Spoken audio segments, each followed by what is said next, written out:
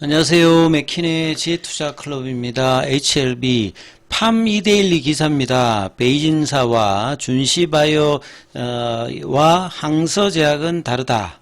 상용화돼도 잭팟은 없다는 이제 내용이 이제 기사 오전에 나왔는데요. 팩트 체크 한번 같이 한번 해보도록 하겠습니다. 자, 이데일리 쪽에서는 이제 팜 이데일리라고 해가지고 제약바이오 이제 특화되는 이제 또 사이트가 별도로 있습니다. 유료 사이트 관련되는 부분들인데 여기 나왔던 내용들이 이제 이데일리 기사에도 이제 오전에 좀 전해졌어요. 그래서 내용이 좀 심층 내용들이기 때문에 차근차근히 한번 보겠습니다. 베이진사하고 준시바이오와 항서제약은 이제 공통점이 있죠. 그러니까 준시바이오로직스가 록트로지로 2023년도 이제 10월 달에 FDA 허가를 받았습니다. 그리고 이제 2024년도에 이제 그 인터넷에 공개된 걸 보면 이제 비인두암 관련되는 부분이 희귀암이기 때문에 매출이 크진 않아요. 한 200억 정도 이제 뭐 판 걸로 보이고요. 베이진사 같은 경우에는 이제 중국 쪽에서는 가장 이제 R&D 쪽에 이제 뛰어난 평가를 받고 있죠. 그래서 항서제약과 이제 시가총액도 비교가 되고 있고, 항서제약도 이제 벤치마킹을 많이 하는 거죠. 여기도 이제 티슬레리주막 관련되는 부분이 FDA 허가를 받아서, 그 다음 확장 관련되는 부분을 하고, 베이진사 같은 경우는 이제 FDA 허가 약물이 3개 정도 되면서 매출액 규모는 2조가 뭐 넘어가는, 블록버스터도 이제 2개 이상 가지고 있는 회사이기 때문에 중요하죠. 그 다음 항서제약 같은 경우는 이제 FDA 도전을 하고 있는, 그리고 이제 PD-1 계열의 면역항암제 관련되는 부분들도 공통적으로 좀 가지고 있는 특징들이 있다. 그러니까 이제 뭐 헤드 타이틀이 이런 어떤 의미들을 내포한다라고 봐야 되겠죠. 그래서 HLB가 자신했던 간암신약 리보생의 캄릴주마비 FDA의 두 번째 CRL로, 그러니까 이런 표현들 자체가 국내에서 좀 잘못됐다고 계속 이야기 드리는데 실패가 아니라 그냥 홀드입니다.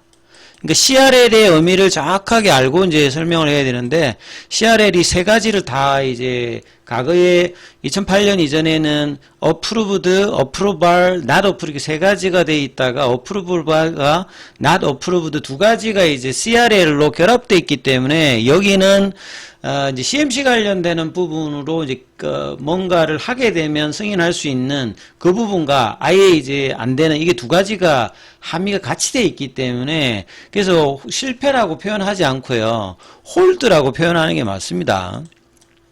그래서 투자자들에게 승인을 자신했음에도 회사는 이제 모든 회사들이 사실 뭐 허가 관련되는 부분에서는 뭐 자신감이 있어서 이제 시도를 하는 거지 뭐 이런 부분들은 뭐 나쁜 표현은 아니고요.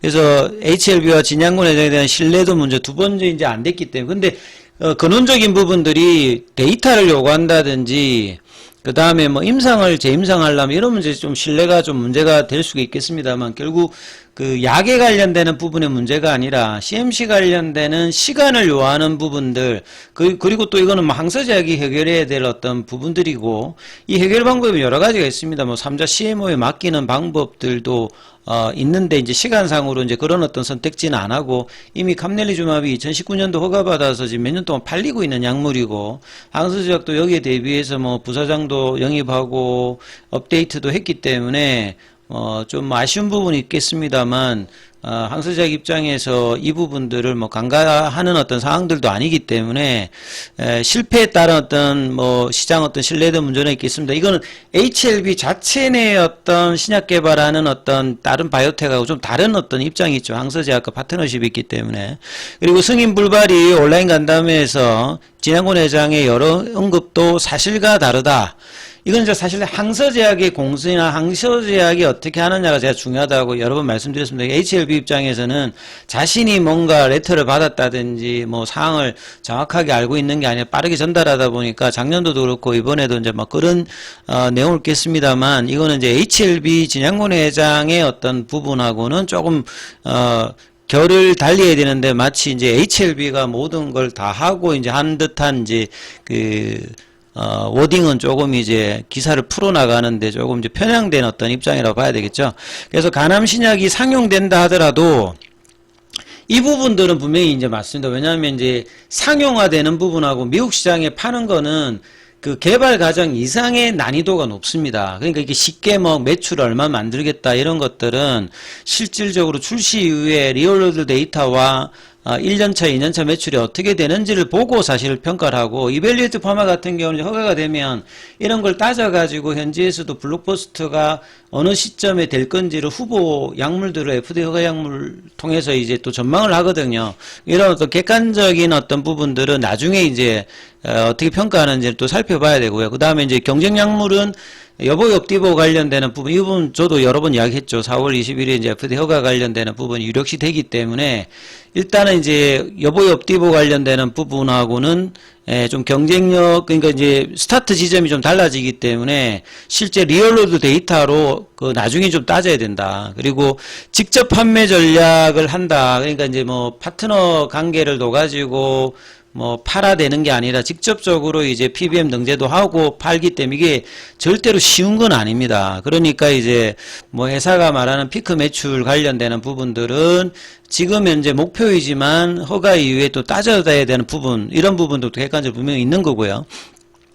그래서 긴급 온라인을 설명하고 그 다음에 CRL 관련되는 부분에서 타임라인까지 좀 빠르게 했던 부분들, 그러니까 5월달에 작년도에도 이제 올해 이제 CRL 수령하고 작년보다는 올해는 굉장히 좀 객관적이었고 이후에 굉장히 빠른 어떤 조치를 해서 한번 하한가를 보고 바로 이제 그 다음 날부터는 좀 이제 풀리는 어떤 모습이 주가에도 보였죠. 그래서 21일 온라인 간담을 통해서 여전한 경쟁력이라고 하는 것은 약의 안전성 유효성 관련해서 FDA가 지적을 하지 않았기 때문에 그런 거고요. 그래서 빠르면 5월달까지 리서브션 관련되는 부분이 여기 있는데, 요거는 이제 4월 3일에 PAR 관련되는 수령에서 진양훈 회장이 이제 상해 가서 슌트 아이영 이제 회장 만나서 이제 멸균 공정이 아니다 해서 이제 나머지 부분들은 뭐 알리지는 않았습니다만 빠른 어떤 이제 타입의 미팅을 거치지 않는 부분을 할 수 있다 해서, 근데 이 부분이 언제 이제 일정들이 잡히느냐 이걸 이제 좀 봐야 되는데 아직까지는 그 부분이 안 나와 있기 때문에 불확실성이 좀 있죠. 그래서 타임라인 관련되는 부분이 구체화될 때까지, 기사가 나올 때까지 좀 기다려야 되는 상황이고요. 그래서 CMC 관련되는 부분들이 해소가 되지 않아서 두 번째 CRL을 받았고, 재허가에까지는 2개월 정도 걸린다. 이거는 이제 항서제약이 이제 의지입니다. 항서제약이 얼마만큼 이걸 처리하고, 그 다음에 리서브션 할 때도 뭐 작년도에도 그 리서브션 9월 달에 할 때까지 그때는 이제 OS값 업데이트 관련되는 부분이 있고, 그 다음에 그냥 뭐 문제된 것만 처리해서 집어넣는 게 아니라 다시 한번 다 검토를 또 해야 됩니다. 그러니까 바로 이제 될 수 있는 부분이 아니라 최대한 이제 단축시켜서 이 부분들을 준비해야 되는데, 이게 얼마만큼 빨리 하는지는 작년에 한번 해봤기 때문에 이제 이런 이야기를 했을 걸로 보여주고요. 또 클래스 1, 2냐 이거는 사실 FDA 의중이기 때문에 회사가 뭐 1이다 2다 이건 이야기해봐야 실질적으로는 이제 뭐 FDA가 어떻게 하는지에 따라서 해야 되기 때문에 뭐 이런 부분들은 결정적이지는 않는다 이렇게 이해하시는 게 맞을 거고요. CMC 문제가 그러니까 사소하든 뭐든 FDA는 이 부분들을 굉장히 엄히 다룬다. 그래서 뭐 바이오 약품 같은 경우는 이제 DP 공정이나 DS 공정에서 이제 100가지 공정 중에서 멸균 공정 관련되는 부분, 그 다음에 옵저베이션 3개가 나왔기 때문에 이 부분에 대해서 이제 그렇게 표현을 하더라도 FDA는 이걸 사소하게 처리하지 않으니까 뭐 경미하다, 뭐 이런 워딩 자체는 실질적으로 이제 영향을 주는 건 아니에요. 그래서 전체적인 일정과 개발 전략은 달라지지 않을 것이다. 그러니까 이제 뭐 리서브션 과정이나 이런 어떤 진행 관련되는 부분들은 영향을 안 준다 이 말이죠. 그리고 이제 최근까지도 앞서 말씀드렸듯이 베이진 준시바이오 2023년, 2024년도 중국 기업들의 FDA 허가가 돼 있는 부분이잖아요. 그래서 중국 플레인 관련되는 부분하고 FDA 허가 상하고는 직접적으로 영향이 없다. 그리고 CMC 문제가 사소한 부분이 아니다. 그러니까 사소하다는 아니다. 이걸 처리를 말끔하게 완벽하게 FDA가 요구하는 대로 해줘야 되는 겁니다. 그래서 2중 3중으로 크로스오버로 뭐 그냥 컨설턴팅 와서 하는 게 아니라 뭐 여러 이제 뭐 컨설턴트 팀들이 있으니까 FDA 협의회에서 더 이상의 이제 요구할 정도 수준까지 해서 넣는 것이 중요하지. 빠르게 하는 것도 중요합니다만 제대로 해야 되는 게 더 중요하다.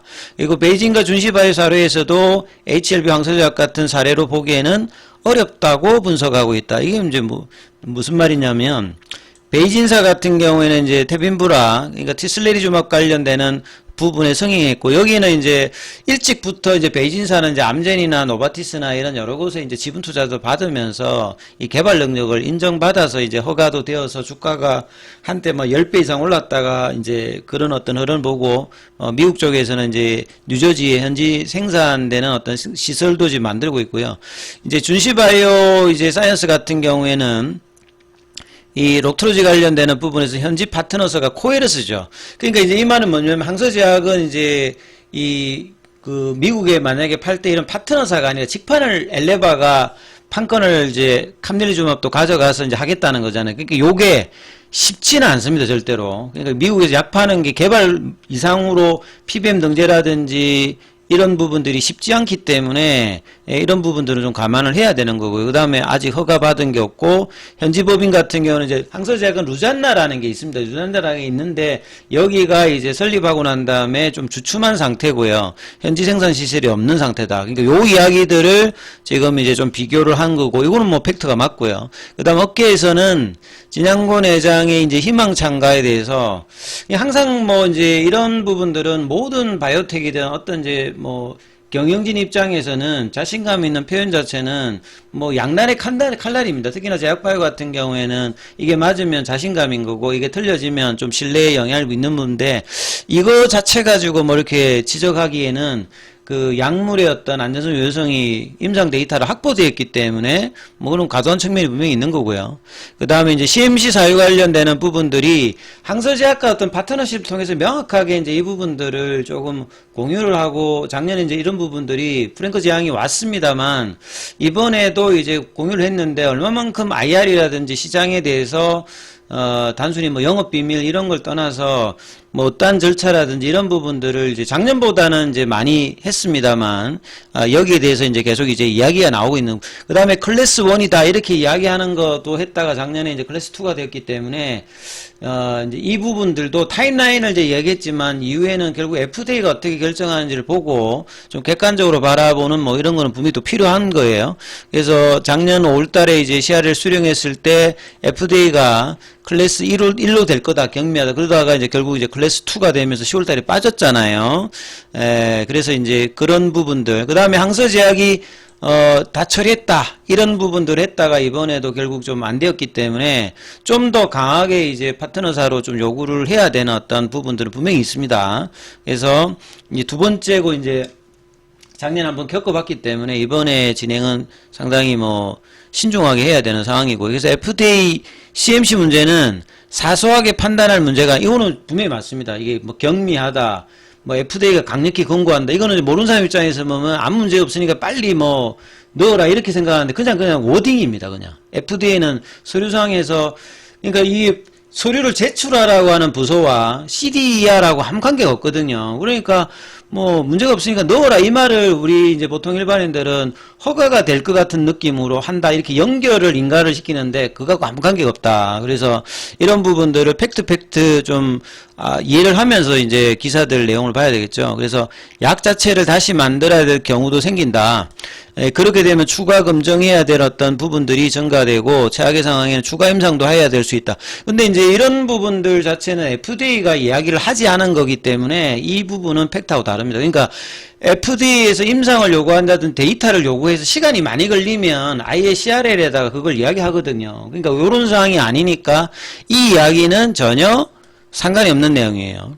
그래서 미중 갈등 이슈와는 별개로 몇 달의 문제가 아니라 몇 년의 문제가 될 수 있다는 부분들은 CRL에 그런 내용이 있으면 맞는데 그런 내용이 아니기 때문에 요 이제 내용들 자체는 잘못된 이제 팩트를 이야기를 하는 겁니다. 그 다음에 이번 베이징과 준시바이오 예를 들면서 항서제약 미중 갈등이 없다고 자신한 발언도 논란이 있다. 뭐 요거는 이제 또 잘못된 이야기죠. 왜냐하면 올해 들어서도 이제 베이징사 약물들이 추가로 적응증 확장하고 중국계 기업의 EIR도 나오고 있거든요. 근데 항서제약만 별도로 이게 뭐 안 나오고 그런 건 아니니까 이제 프레임을 그렇게 볼 필요가 없다고 이야기하는 건데, 베이징과 준시바이오는 항서제약과 같은 중국 기업을 비교하는 것은 무리가 있다. 물론 이제 중국 유학파들이 만들어가지고 이제 약물을 한 거하고, 이제 항서제약 같은 경우는 순수양이 과거에 이제 공장장 출신이었다가 했는데, 지금 이제 항서제약에도 이제 헤드 인재들은 다 이제 빅파마에서 이제 데리고 오잖아요. 그러니까 이제 이런 부분들도 굳이 이제 뭐 인적 자원을 통해서 이제 이렇게 이야기하는 것도 뭐 좀 그거는 뭐 맞지 않을 거고요. 그 다음에 베이징과 준시바이오의 어떤 항서제약의 전략은 분명히 차이가 있습니다. 베이징은 굉장히 스피디하게 하는 거고요. 항서제약은 천천히 하면서 몰아치는 어떤 분위기로 이제 비즈니스 구조가 그러니까 비즈니스 디벨롭먼트가 그렇게 지금 가고 있는 상황이거든요. 그리고 베이징 같은 경우에는 이제 스위스 바젤이나 미국 쪽에 이제 본사가 있고 미국 뉴저지 쪽에 베이징은 이제 뭐 반은 이제 그 중국계 인원과 그 다음에 이제 미국계 인물들이 이제 경영진에 들어가 있는 상황이다. 뭐 요거는 이제 뭐 특성이지 이것 때문에 미중 갈등에 항서제약은 당하고 얘는 안 당한다 이렇게 보는 거는 또 말이 안 맞는 거죠, 사실은. 요렇게 이야기하는 거는 또 편향된 이야기고요. 준시바이오 이제 사이언스 같은 경우에는 비윤도암 관련되는 이제 그 록트로지 관련되는 부분이 23년도에 허가를 받았거든요. 근데 여기 이제 코에스 바이오와 공동 개발했습니다. 그래서 이제 앞서 말씀드렸듯이 이제 여기는 이제 작년도에 매출액이 1년에 한 200억 정도. 그러니까 많이 팔지는 않았어요. 그러니까 비윤도암 자체 시장 자체의 규모 자체가 크지가 않기 때문에 그래서 항서제약과 뭐 이런 어떤 인프라 관련되는 부분 때문에 차별받는다 이렇게 이야기하는 것은 맞는 부분들도 있습니다만 본질하고는 안 맞는 내용이다 이렇게 이제 볼 수 있겠죠. 그 다음에 이제 내용에서 이제 좀 마지막으로 좀 보면 HLB 리보세라니까 캄넬주마 FD 허가가 2번이나 뭐 불발되었다. 앞에 그 약물들 같은 경우인데 허가 과정에서 시간상으로 뭐 몇 년도 걸리기도 했거든요. 뭐 이런 뭐 CRL 관련되는 부분도 뭐 2번 이상 뭐 겪는 것도 있고 그 다음에 현지 임상 그 확인 가능 가운데 시간이 많이 걸리는 것들도 있기 때문에 항서제약이 여기하고 뭐 그렇게 차별되어서 뭐 진행되고 이런 거는 아니라 보여지고 이제 브리스톨 마이어스 관련되는 여보 엽디보 관련되는 부분들이 허가 관련되는 부분이 이제 그 4월 21일까지 있지 않습니까? 그래서 거기 관련되는 부분에서 분명히 이제 이 추격이 경쟁자가 들어온다라고 하면 분명히 이거는 부담 요인이 되는 겁니다. 이것도 뭐 여러 번 이야기 드렸던 부분이고 그 다음에 이제 리보생과 캄넬리주맘이 베스트 인 클래스로 50% 점유율을 이게 목표로 하고 있는 거죠, 목표로. 그러니까 요보 엽디보 같은 경우에도 경쟁에서 장단점이 있기 때문에 모든 약에서는 그 다음에 간암 시장 자체는 이런 치료제들이 계속 들어오고 미국이나 유럽에서 대사질환으로 간암 환자가 계속 많이 만들어지니까 이제 시장은 계속 커지거든요. 그리고 여보엽디보의 이제 OS 값 관련된 중간값이 그렇게 차이가 없는 부분들이 헤드 투 헤드로 비교한 게 아니니까 직접적인 비교는 별로 사실 의미가 없는 상황이다. 근데 이제 간접적으로 장단점이 있고 뭐 그런 질적인 부분에서도 이제 뭐 나이별이라든지 그 다음에 간의 어떤 상태에 따라서 간 기능에 따라서도 비교해 본다든지 아니면 대조군 관련되는 소라페닉과 뭐 비교를 했을 때도 리보생과 캄넬리주맘이 떨어지지 않는다. 이 이야기는 한용의 CTO가 여러 번 이야기를 또 최근에 블로그에다가 영상도 올려놨기 때문에 참조하시면 될 것 같고요. 그 다음에 이제 리보세라님이 중국에서 이제 7,400 정도 필요한 항암제라고 이제 광고한 것도 이제 짚어봐야 된다. 중국에서는 위암 2014년도 간암, 유방암 여러 치료제를 허가를 받았거든요. 그래서 WHO에서 간암 환자는 아시아 지역이 이제 전 세계에 가장 많습니다. 중국이 이제 36만 명으로 시장성이 가장 큰 시장에서 7,400억 정도의 매출이 과연 높나? 그러니까 중국은 지금 이제 그 2021년도부터 약가를 70% 80% 낮췄거든요.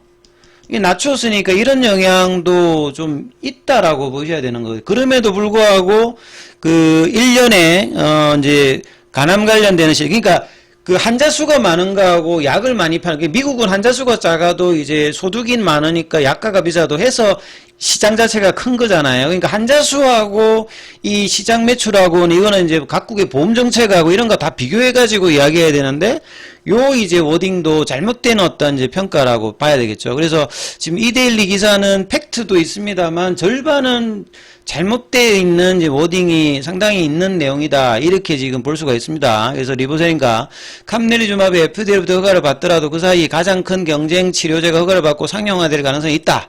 결국은 이제 상용화되는 거에서 경쟁에서는 조금 더 떨어집니다만 결국 이 약이 나오고 난 다음에 간암 1차 치료제는 대부분 다 1조를 넘어갔고 결국 리얼월드 데이터에서 어느 정도 데이터를 보여주느냐에 따라서 결국 치료진들이 처방이들이 이 약을 어떻게 이제 하느냐에 따라서 결과가 달라지는 거거든요. 그러니까 그 부분들은 이후에 이제 1년차, 2년차 매출이 어떻게 되느냐, 어떻게 마케팅 하느냐에 따라서 이제 결과 이게 약이 이제 하나 있을 때는 이런 게 없겠습니다만 경쟁력이 있었을 때는 이런 부분을 다 따져서 판단해야 되기 때문에 지금 뭐 이런 뭐 어려움 쪽만 이야기하는 것들도 또 잘못된 부분입니다. 분명히 또 뭐 잘하면 가능성이 높아지는 거잖아요. 그러니까 그런 부분들에 대해서 좀 객관적이라기보다는 좀 편향된 내용들이 분명히 있습니다. 그리고 이제 회사가 그 공식 블로그에다가 이제 여기 반박 내용들도 올렸는데 그것도 같이 한번 다음 영상에서는 살펴봐 드리도록 하겠습니다.